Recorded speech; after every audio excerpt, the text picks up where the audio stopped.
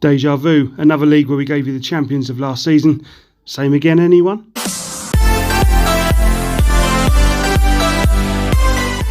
Welcome back here to the channel, giving you the next lot of predictions for the upcoming season. This time, stopping at the Championship. We've done League 1, we've done League 2. Now let's see who will be fighting for the money-spinning fight to the Premier League. Love to support this season and continue to like the video and ensure you subscribe so you do not miss out any more football content coming soon on this channel. So let's see who we've gone for in those Championship standings, starting with the team who I'm predicting to finish bottom. And that side I've gone for bottom of the table, Derby County. Not the summer Wayne Rooney would have hoped for. Finally, the EFL deciding they would remain in the Championship over the debate over them and Wycombe, who would be the team to go down due to financial penalties for Derby. The embargo continues, made worse with that training injury to Jason Knight. The players they have here, can hurt you. Leo Lawrence's, Kazim Richards, and they will need a whole fit squad from the likes of Bielik, etc., to maintain that status on the face of it at the moment. But at the moment, it looks very bleak for the Rams. Going down along with Derby, I've gone for Peterborough United. I think when Ferguson lost Ivan Toney at the start of last year, panic mode was setting in. Where do these goals come from? Johnson Clark-Harris took the mantle, and in his goals plus the quality of the likes of Sammy Smodics took them up finally into the Championship. But I feel it's a different kettle of fish in this league. It's a big step up for some of these players indefinitely as well, and I think they'll find it tough and keep themselves afloat. Jack Marriott does return to the club. Grant had a very good season at Lincoln last year. For me personally, someone's got to go down, and I see 21-22 better equipped sides to stay in the division than the Posh. But hopefully for their sake they can keep their heads above water. Just think it's going to be a very tough year for Peterborough United. The last and final of the three that I think will go down, I've got Huddersfield Town. Now Carlos Corberán could say it was a learning season last year. They finished 20th. I don't see much change this year. Some players that have come in I do like a lot. Matty Pearson, Ollie Turton, Lee Nichols, they're decent players. And they've moved some youngsters in too. Colwell arrives from Chelsea. Luxembourg international Daniel Sinani comes in as well from Norwich City. He has a good goal-scoring pedigree, so maybe he could take that on. That with the return as well of that man Jordan Rhodes, looking to add to the mass amount of goals already he has for the Terriers. Again, a bit like Peterborough, I wouldn't put money on Huddersfield to go down, but I see other clubs a bit better equipped than what they are, and I think it's going to be a struggling season for the Terriers. The side I've got just above the drop, interestingly, is Preston North End. This is an interesting season for me regarding Preston. A great end to the season, and they do possess some very good players. Daniel Johnson, Evans, Leeson, Whiteman. I feel, yes, decent players in from the likes as well of Olasunde and Brown that have come in. Frankie McAvoy obviously certainly started well, 5 wins from his opening 8 matches, but demand will be higher now it's the start of the season and everything's a level playing field, and I feel Preston will be lower than their normal season. So with that, I just think that potentially they have the ability to struggle this year, but just staying up for me. The next team might be a bit of a surprise as well. Just above them, I've got Reading. Had them as a club to go under the radar last season, but not as high as what they actually did eventually, missing out on the playoffs by just 1 place, albeit 7 points behind. It'll be harder for them to achieve that this year. For me, I think personally Michael Elise could have done with another year in the Championship before his jump to the Premier League, but he does leave for Crystal Palace. Talented left-back Omar Richards is at the Giants of Bayern Munich. And so far, no new additions. Paunovic will definitely have a much harder job this season, and a bit of maybe a little wake-up call for him in the powers of English football, and Reading could be near the bottom of the table rather than the top next season. Next up the table we go Blackburn Rovers. Rather disappointed last season with Rovers. I really thought they would have pushed on with Mowbray for those playoff places. They didn't. And so far, no new faces in Ewood Park. I guess Pickering could be deemed one after transferring last season, but picking up a return loan to Crewe. And Adam Armstrong is as good as a signing, still at the club, and they'll be desperate to keep hold of him. His 28 league goals last season. Plenty of young players making a name for themselves in recent years. Your Travis Dolan, Rankin Costello. Could this be the year for one of the Scottish midfielders, Conor McBride, who definitely has made some headlines in pre-season? Mowbray will hope for less injury concern over Bradley Dack as well. I just feel like Blackburn aren't going to push up any trees next season. One of the promoted sides next again, and that is Blackpool. What a job Neil Critchley has done last season. His first year as full-time manager of a first-team side, and he proved that he has a big future ahead. Rarely lost at the back end of the season, finishing third and winning the playoffs.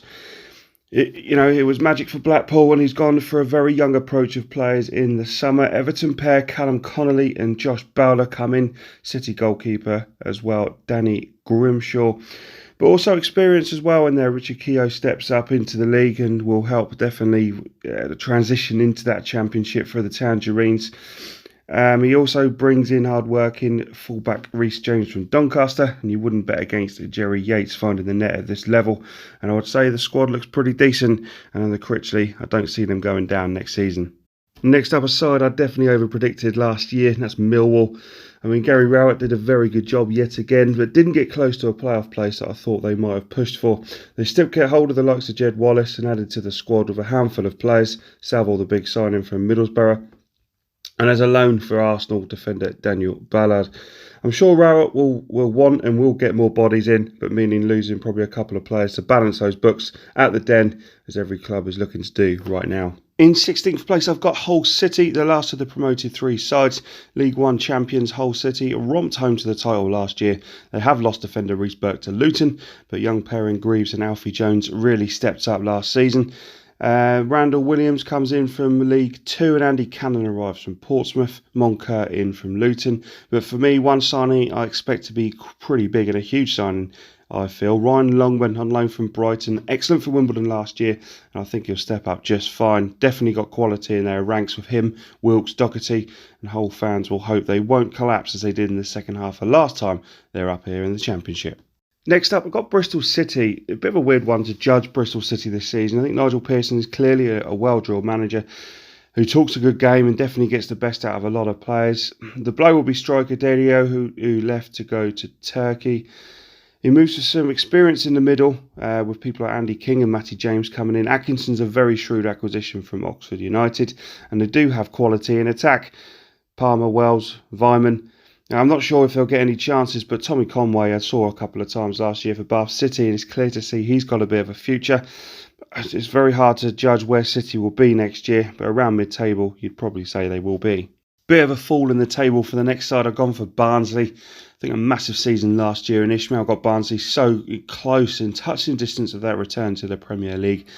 They've now lost their leader to rivals West Brom, and also the successful loan player Daryl DK has returned to the MLS. Alex Mauer has also left. He follows Ishmael to the Hawthorns. So for Barnsley to deliver fifth place again would be a very momentous occasion for them. But head coach Marcus Schopp, who comes in from the Austrian League, he's a guy who likes to build into the youth players breaking through, which will only benefit players like Styles, Kitching, Moon, among others. Devante Cole was in from Motherwell to bolster the attack, and Belgian winger Obi Olare, once of Watford, is in from Standard Liège. Mid-table beckons for Barnsley, in my opinion, after a fantastic year last year. Finishing off the bottom half, I've gone for Nottingham Forest. A disappointing last season, ended up comfortable, but Chris Hughton will want more this year in a club as hotly contested in this division. There is quality and talent in the squad. Brennan Johnson returns from a brilliant loan spell at Lincoln if they can keep hold of him. And will young players like Alex Mighton, for example, make a name for himself next year? They're certainly finishing away from 17th will be the aim for Hughton. Don't see them challenging for next season at the moment, though. So marching into the top half, and the first team we stop off at is Lee Bowyer's Birmingham. Bowyer's task couldn't have been simpler: improve the league position and bring some enjoyment back to St Andrews. Other than the two thrashings at the end of the season, they did lose only 2 of their last 8 games, and Bowyer got a scoring tune again out of Lukas Jukovic. He did blood some youngsters and the players towards the end of the season, so it'll be interesting to see if the talent can come through this year. But it's the transfer market that Bowyer has tried to make the squad his own. 8 players out, 7 in so far, and Bowyer will know all about Chuck Zanike from his time at Charlton. Sanderson comes in and steps up a level after his loan spell from Wolves at Sunderland last year. Thati Chong also has a chance to prove himself on loan from Manchester United, as does Familia Costello in from Chelsea. Ryan Woods offers plenty of experience at this level, and Graham comes in after a decent season at Gillingham last year. I think fair reflection is Birmingham won't struggle. They'll enjoy some good days and ultimately are building a year for the future for me for Birmingham. Comfortable mid-table next year for Bowyer.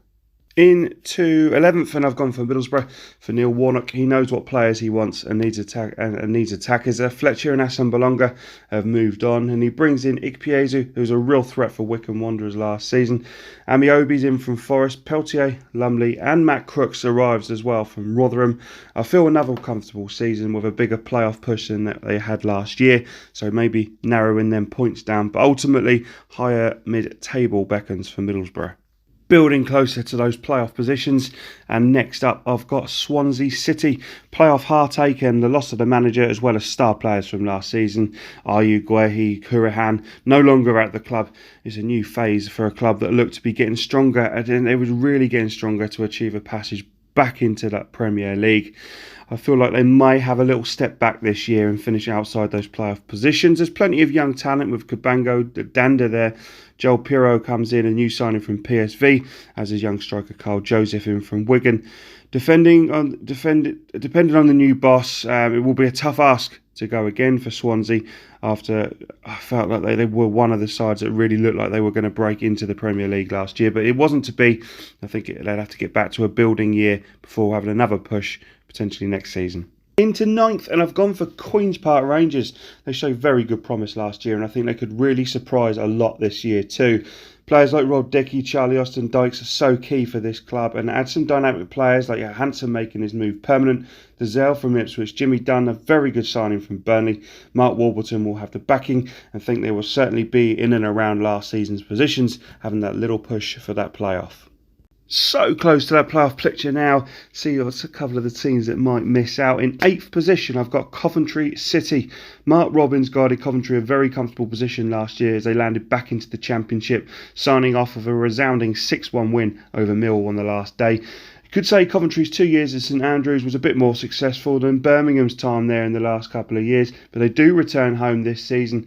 Big fan of a guy Cov fans will know anyway, Bright Enapokere.